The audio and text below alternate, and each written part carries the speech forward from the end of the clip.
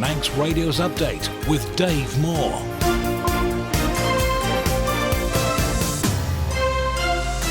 The time is 5 o'clock. You're listening to Manx Radio. I am Dave Moore, and this is Update. Welcome to the programme. Half an hour of the latest news in the Isle of Man, plus sport, business, travel updates, along with the newsmakers in person. Coming up, as the bus dispute rumbles on, the matter was raised in this morning's sitting of the House of Keys. We'll hear from both the Department of Infrastructure's Joney Faragher and Unite Union representative Debbie Halsall. And has the island's immigration service scored something of an own goal over visa restrictions in the island's 12-mile fishing zone? That's all coming up in the next 30 minutes. But first of all, the Update News headlines with Amy Griffiths. Fastamai. Manx Utilities has been defending a road closure at Whitehoe while it carries out essential maintenance after it caused significant traffic disruption in Douglas yesterday. It says the work is to replace a large access cover above an underground chamber that must be removed and reinstated in multiple precisely aligned sections with time for the new concrete to cure, meaning a full road closure is essential. The utility provider has apologised for the inconvenience caused. Unite the Union claims it hasn't sat around a table with Bus Vannin or the Department of Infrastructure for weeks amid ongoing driver strikes. In the House of Keys, DOI political member Joney Faragher insisted work is ongoing to find a fair and sustainable solution. Debbie Halsall is the regional officer for Unite on the Isle of Man. I probably can't remember the last time we sat in a negotiation with them, and it would have been prior to the 10 days continuous action. Some residents in Peel will be without water for a few hours later. Manx Utilities is carrying out essential water mains diversion works in the Glenfaber Road area from 11 o'clock, and it's due to last for around 4 hours. In motorsport, Davy Todd's appearance at the 2026 TT has been thrown into doubt after breaking his legs at Daytona 200 over the weekend. The three-time TT winner crashed in first qualifying on Friday. He's taken to social media to offer an update to fans. I can't give you really an ETA of when I'll be back, but I'm trying to be back as soon as possible. But yeah, we're just taking it day by day and trying to get mended as fast as possible. Turning to international news now, and the Royal Navy warship, the HMS Dragon, has set sail for the Eastern Mediterranean. It's going to bolster British defences in the region as the conflict in Iran and the Gulf states continues to rage. Meanwhile, the US Defense Chief Pete Hegseth warned that today will be the most intense day of American strikes against Iran so far. The Office for Budget Responsibility has also warned that the conflict could mean inflation could end the year closer to 3% than the current forecast of 2%. And the Queen has spoken at an International Women's Day reception. She's warned against what she calls a culture of silence that's hurting women. Those are your headlines. I'll be back with the news in full at 6. Guramayu Amy. On to the weather. Cloudy with patchy rain or drizzle at first, turning persistent and heavy at times early this evening, before clearing later on. Strong and at times quite gusty southerly winds. Minimum temperature overnight 6 Celsius. Mostly dry with sunny spells tomorrow, but still feeling quite breezy in the fresh to strong southwest wind. Top temperature of 11 degrees Celsius, turning cloudy overnight into Thursday as the wind backs to the south and increases strong to gale force. Cloudy with outbreaks of rain on Thursday, accompanied by strong to gale force southerly winds. The rain then clears to showers later in the day as the wind begins to ease. However, these showers could turn wintry overnight, particularly on high ground. Manx Glass and Glazing are now stocking Omnia flush sash frames. See the range at the showroom on the Snugborough Trading Estate. You're listening to the Isle of Man's quintessential daily news and current affairs roundup. Update on Manx Radio. The Department of Infrastructure says it's committed to finding a fair and sustainable solution to the ongoing bus dispute that doesn't impact services or fares. Political member for the department, Joney Faragher, responded to an urgent question on the negotiations at this morning's sitting of the House of Keys. She explained what the DOI hopes to achieve. The department has, of course, to be mindful of retaining services as well as retaining fares at their current levels.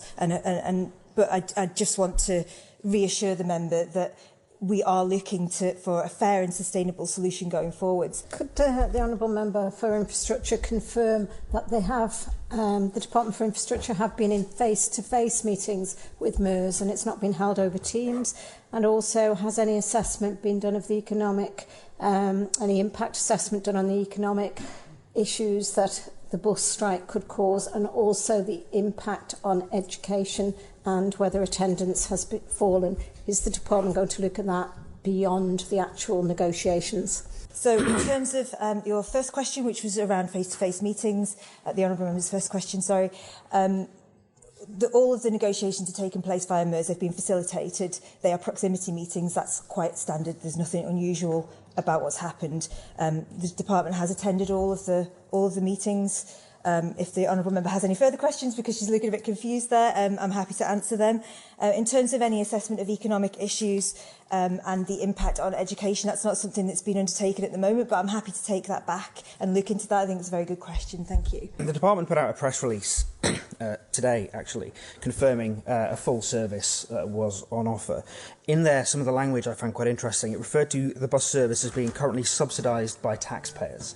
Does the Honourable Member agree that perhaps the problem here is one of a mindset, of an approach? Whilst what some members in here and what the public expect is a public service, it feels like the department is trying to run bus vanning like it's a profit centre, and actually that fundamental disagreement, that fundamental misunderstanding between all parties is really at the root cause of all these problems. Member to reply. Goramaya, Lorida, thanks to the member for that question. I don't actually agree with that. My position is that it's a public service. It is subsidised by the taxpayer to around about 50%, which is completely aligned with it being a public service, and that's what we wish to retain. That was in the Keys this morning. Meanwhile, Unite the Union claims it hasn't sat around a table with Bus Vannin or the Department of Infrastructure for weeks.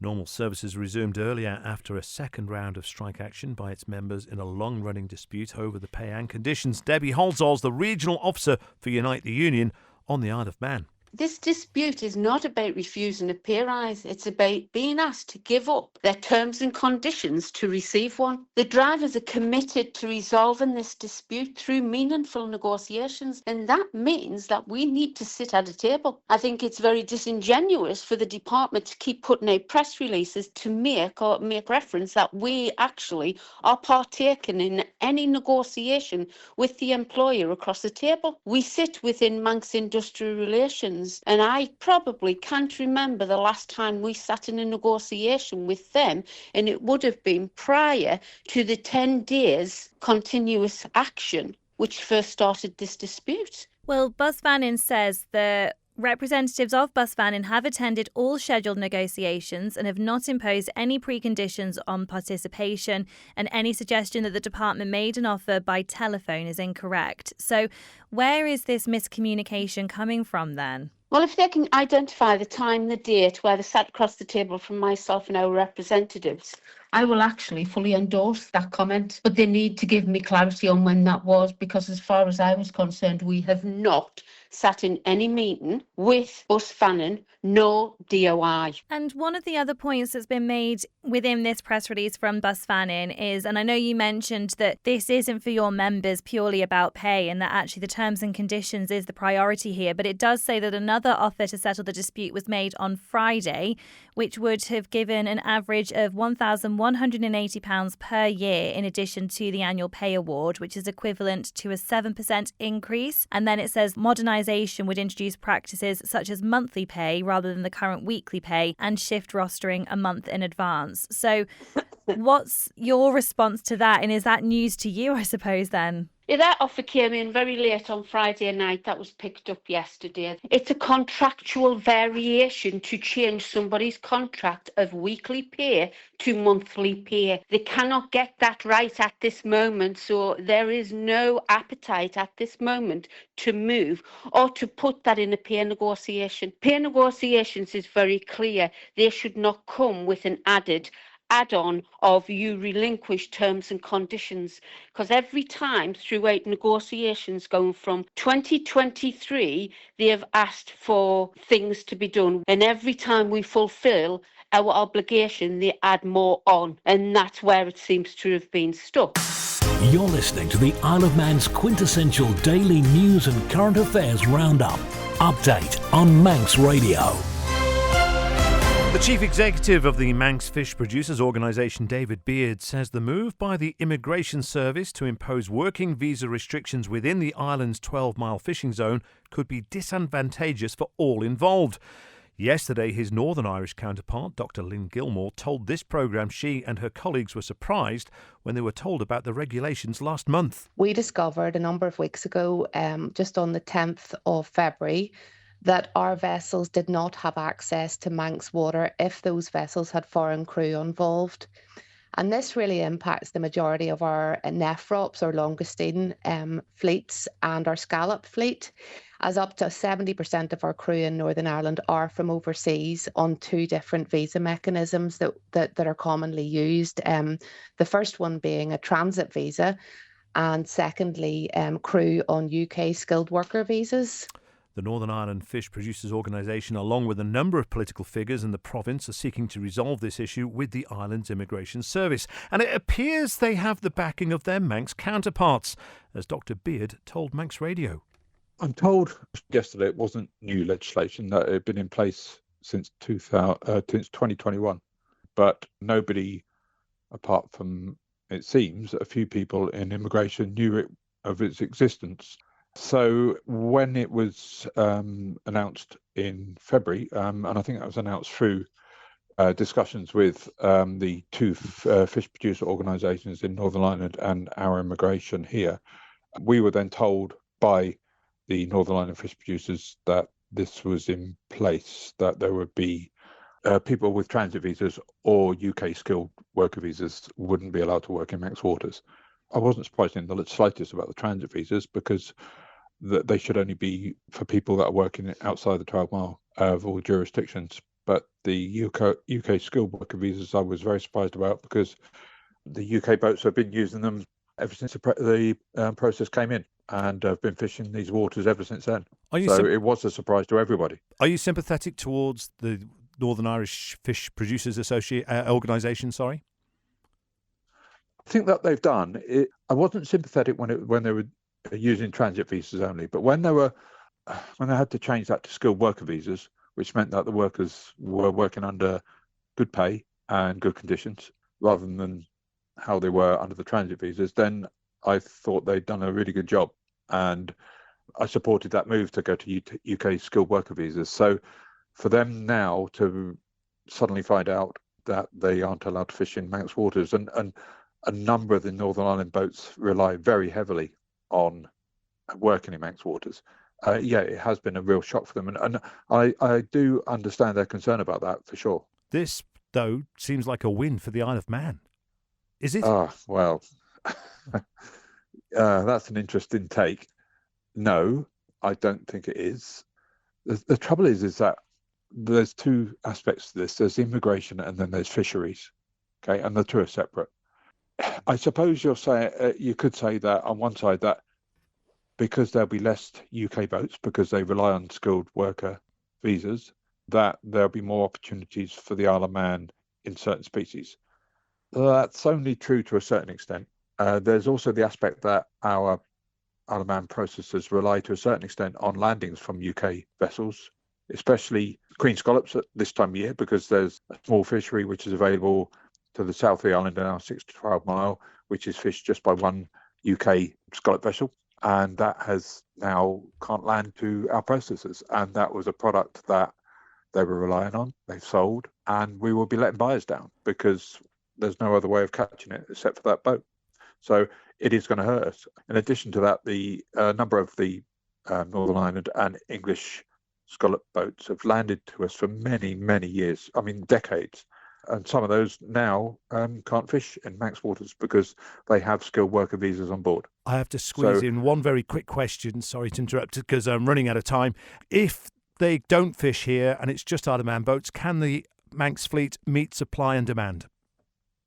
It won't be just Isle of Man boats. There's a number of boats which are still fishing here. There was 31 boats fished last week, of which 21 were Manx and 10 were UK. So it's not a total exclusion. It's just an exclusion for those that have skilled worker visas.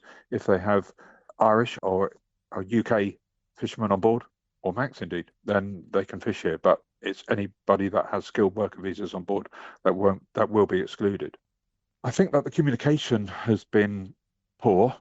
If this has been in place since 2021, then it was a surprise to everybody in the industry, including other government departments. So I think it's been handled fairly poorly.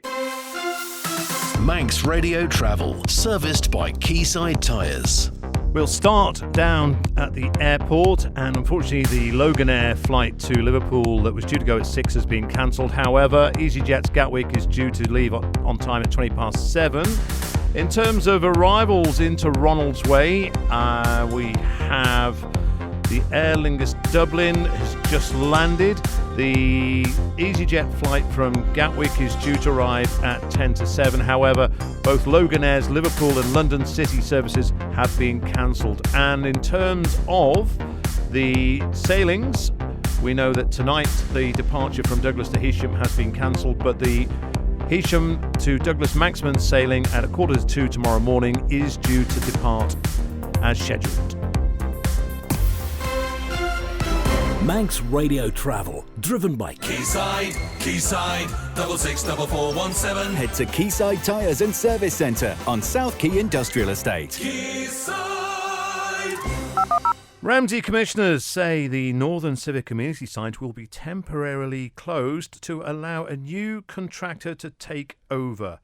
And it comes after a couple of years of uncertainty about whether the site would remain open and whether it would still be operated by the local authority. Local Democracy reporter Emma Draper joins me now. Emma, how long will the closure last for? So the local authority confirmed on social media that it will shut from Monday the 23rd of March to allow the outgoing committee time to make necessary preparations. It adds the new contractor will hopefully assume responsibility for the site on the 1st of April after essential work has been carried out. No information has been provided about who the new contractor is or if the 1st of April is a firm reopening date for residents to be able to start using the NCAS again.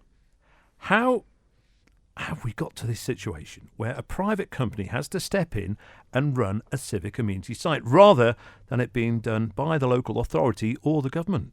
Well, in April 2024, Bride Commissioners decided to pull out of the NCAS Joint Committee, and with it, its share of the funding for the site because it believed it was paying too much in contributions. This led to the committee sending a notice to the Department of Infrastructure stating its plan to stop operating the site the following April.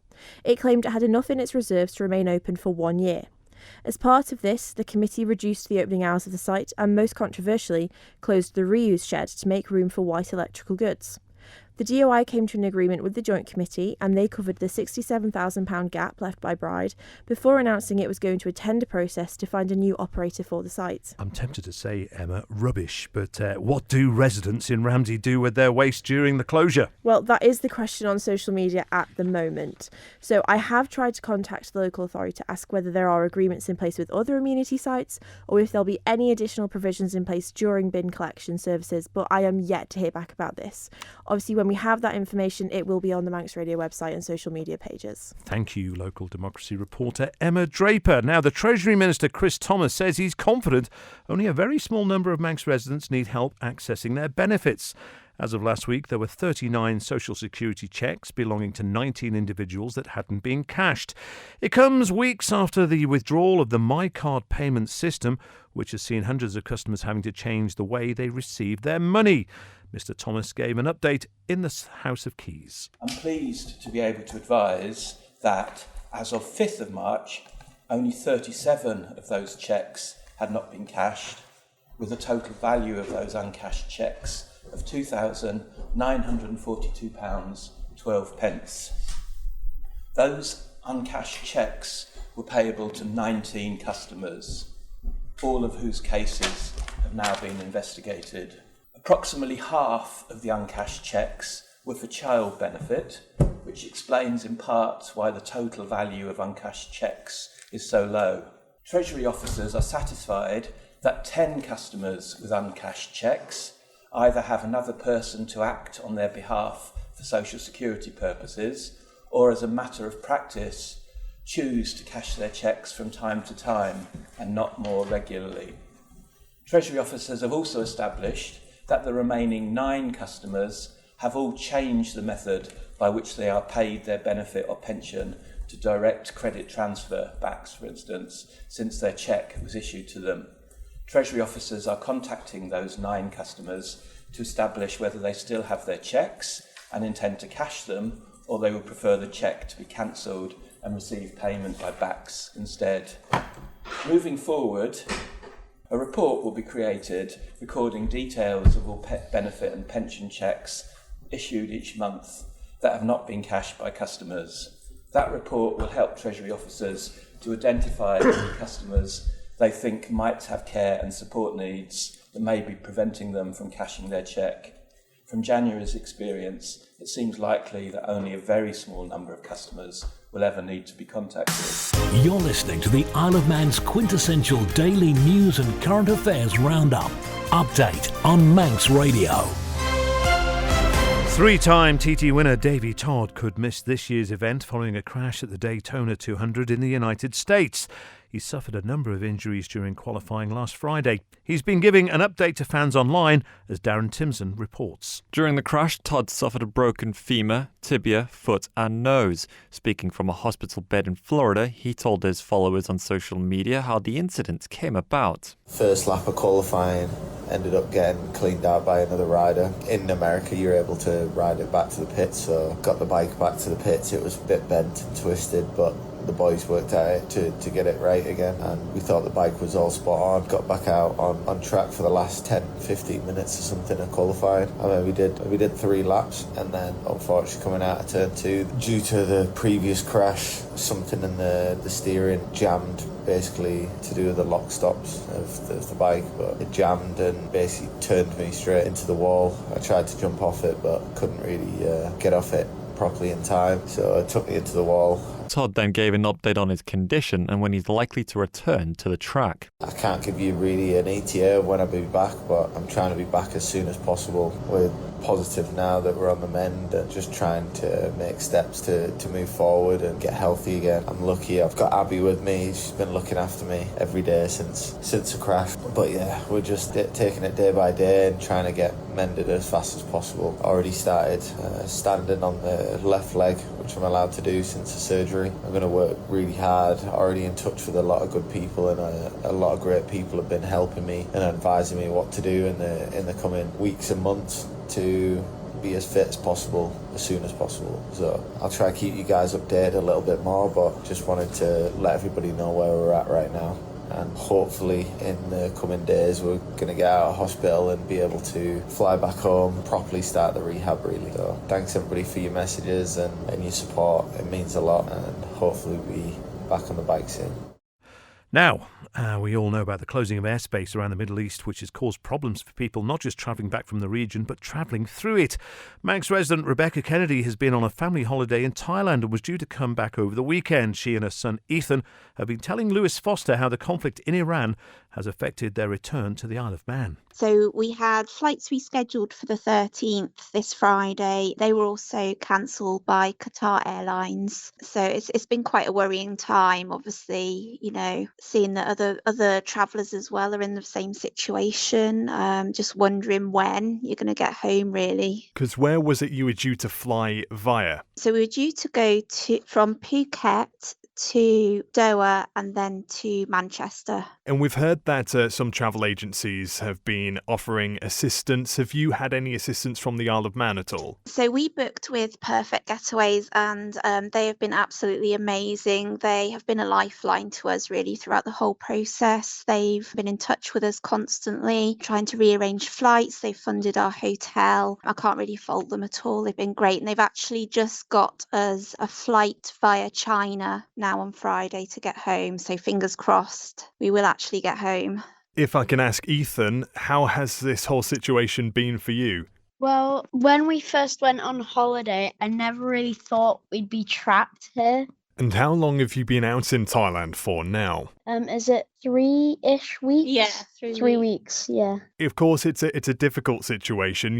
You're hoping to get home slightly later, but how is the mood? Are you still happy where you are? I mean, we're in a very nice hotel, which was nice of our travel agents, and we're still doing activities and stuff, so yeah.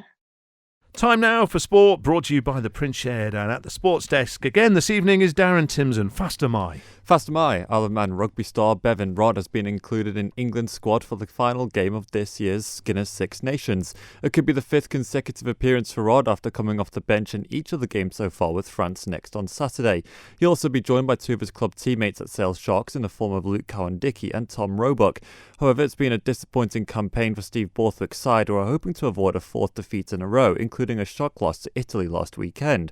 France versus England will take place at the Stade de France on Saturday, the 14th of March, with kick-off at 8:10pm. Next, Isle of Man TT rider Nathan Harrison says he's in a good place heading into the season. In a social media post, the marksman has praised a successful 2 weeks of practice in Portugal and Spain. Harrison took the tracks in Portimao and Jerez, respectively, both of which are on the MotoGP calendar. It's the first time he's ridden his bike since the crash at Donington Park last September, during which he sustained a fractured vertebra and broken leg. And an archer from the Isle of Man became an international indoor champion last week. John Angeloni competed for Scotland in the senior men freestyle limited compound in County Watford, Ireland, which took place from the 2nd to the 6th of March. He's been crowned International Field Archery Association European Indoor Archery Champion in the event and also set a new Scottish record in the Flint round. Also competing for Scotland was Rose Sandilands, who also set a new Scottish record in the Flint class and has secured 5th place in the Veteran Woman Freestyle Unlimited class. Elsewhere, Leslie Slate took a bronze medal in the Veteran Ladies Longbow class, competing for England.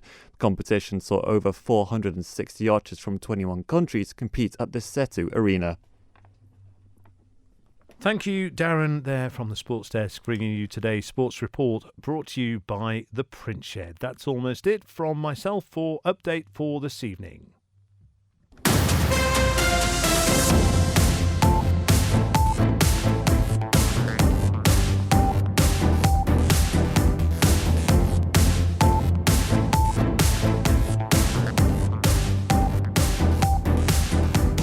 Thank you to newsreader Amy Griffiths and all of the Manx Radio News team who provided items for tonight's programme. And you can listen back to Update. You can download it as a podcast, which is available on www.manxradio.com. And you won't find just Update there, you'll find lots of other fantastic programmes brought to you by the Manx Radio team. As I say, all available to download as a podcast. Tonight it's Countryside with Simon and Kiri. That's following immediately after this programme. And I'll be up with After Hours tonight at 10 o'clock. Until then, from myself, Dave Moore, it's goodbye for now.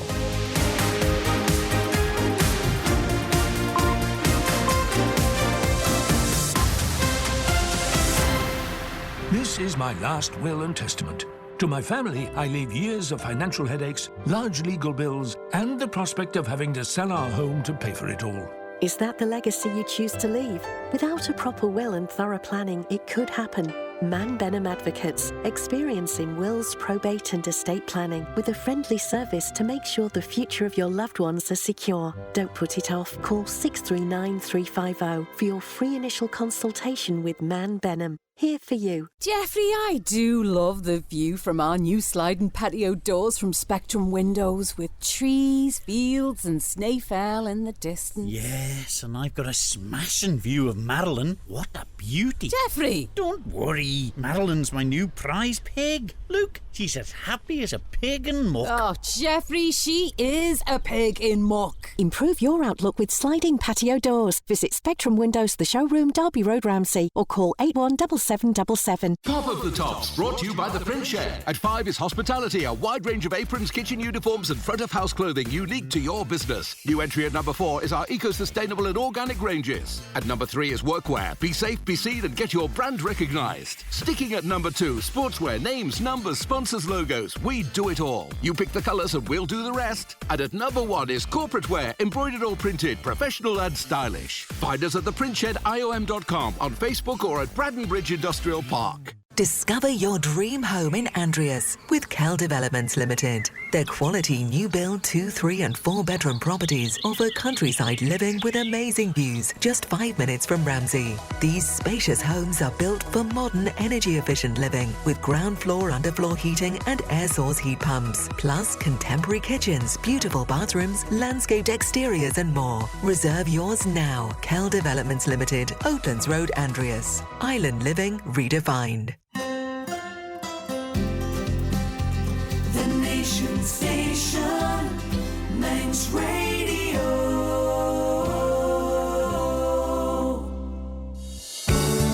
Manx Radio's Countryside